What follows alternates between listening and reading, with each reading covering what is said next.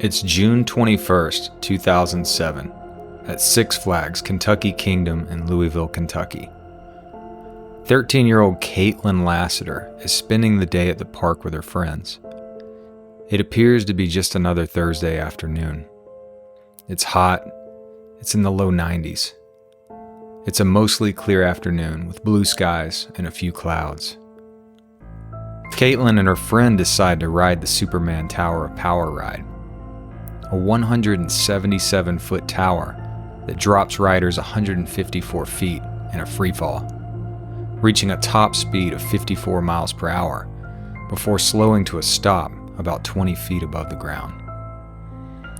The girls rode the ride once and decided to go on it a second time since the line was short.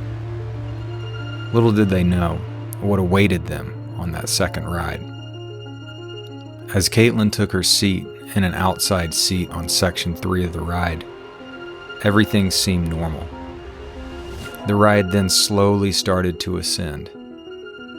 Then, out of nowhere, only a few seconds into the ascent, Caitlin and her friend heard an unsettling noise, and the ride began to jerk back and forth. Immediately thereafter, the acrid smell of machine smoke filled the air around their faces. Caitlin recalled those moments. Quote, "We started screaming anything to get people's attention. Help! We're going to die! Curse words! Anything to get people to turn around." A crowd began forming at the bottom of the ride to see what was going on.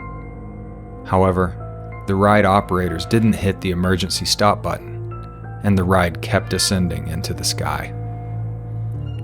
All of a sudden, a cable fell onto Caitlin and her friend, busting her lip and bloodying her nose.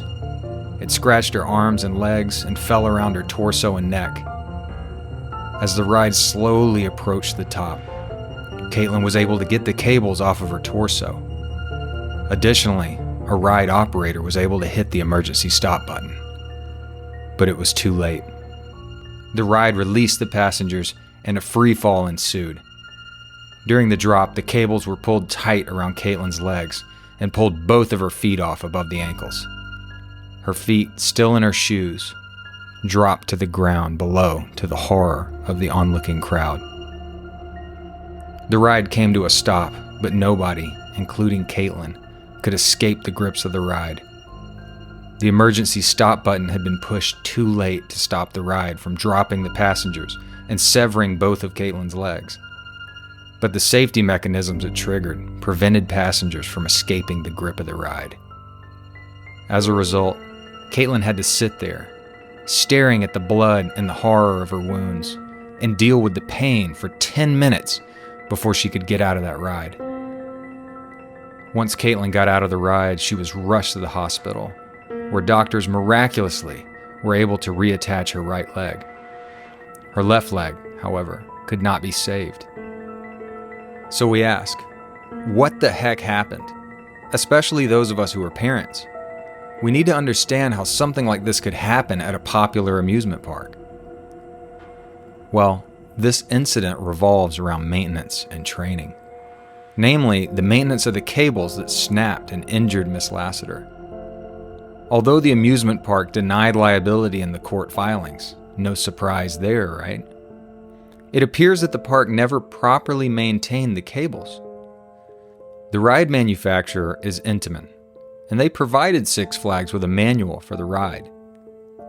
This manual apparently instructed ride inspectors to use a cotton rag to go over the cables and check them every 6 months to detect fraying in the cable.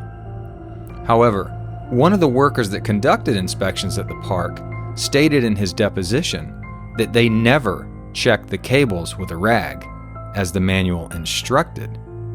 Instead, they were scared of quote-unquote slippage, so they came up with a solution to ease their concerns. They had been applying cornstarch to the cables in an effort to increase traction. In addition to the issue with the cables, training was also an obvious factor here.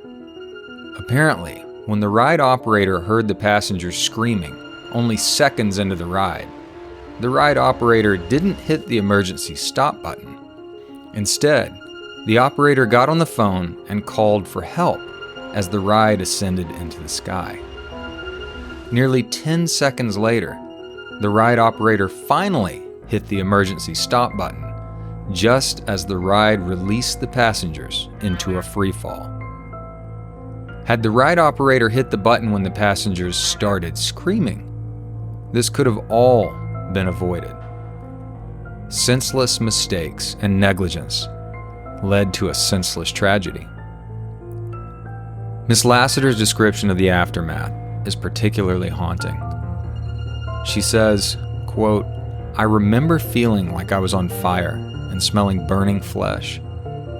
Everybody said I didn't think my feet were off, but I remember looking at my legs and scared for everything.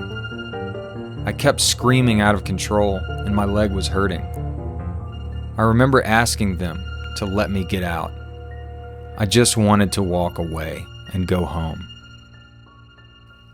These are words none of us should ever have to hear, especially not from an 8th grader with her whole life ahead of her. The brutal imagery that this quote conjures up in your mind is the ugly face of negligence. And that's why we do what we do. This should never happen.